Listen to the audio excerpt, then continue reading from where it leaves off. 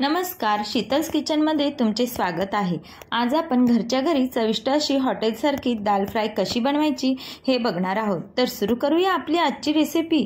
पण सुरू करायच्या आधी चॅनलवर नवीन असाल तर सबस्क्राइब करा, लाईक करा आणि शेअर करा, बेल आयकॉनही क्लिक करा। दाल फ्राय बनवण्यासाठी आपल्याला लागणार आहे तूर डाळ। इथे मी 1 वाटी तूर डाळ घेतलेली आहे। डाळ आपल्याला स्वच्छ धुवून घ्यायची आहे आणि कुकरला 3 ते 4 शिट्ट्या देऊन चांगली शिजवून घ्यायची आहे।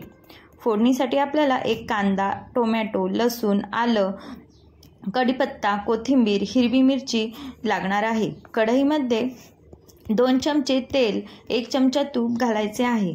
तेल चांगले गरम झाल्यावर त्यामध्ये आपण मोहरी, जिरं, हिंग, कढीपत्ता घालायचे आहे। नंतर त्यामध्ये ठेचलेलं आलं, लसूण, हिरवी मिरची चिरले घालून चांगले परतवून घ्यायचे आहे।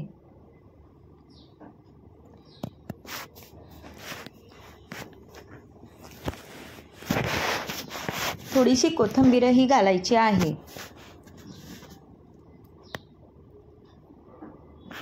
नंतर आपल्याला बारीक चिरलेला कांदा चांगला गोल्डन कलर येईपर्यंत परतवून घ्यायचा आहे।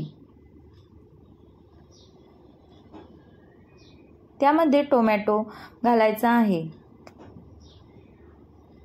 टोमॅटो चांगला परतल्यानंतर त्यामध्ये आपल्याला 1 चमचा लाल तिखट, पाव चमचा हळद घालायची आहे।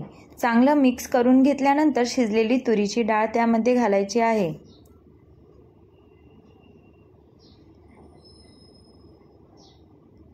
नंतर आपल्याला डाळ किती पातळ ठेवायची त्यानुसार पाणी घालायचे आणि त्यावर कसुरी मेथी आणि कोथिंबीर घालायची आहे।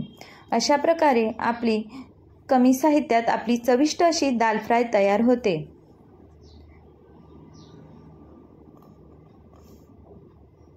चवीनुसार मीठ घातलेले आहे आणि कोथिंबीर घातलेली आहे। ही डाळ बनवण्यासाठी आपल्याला जास्त टाईमही लागत नाही आणि कमी साहित्यात तयार होते।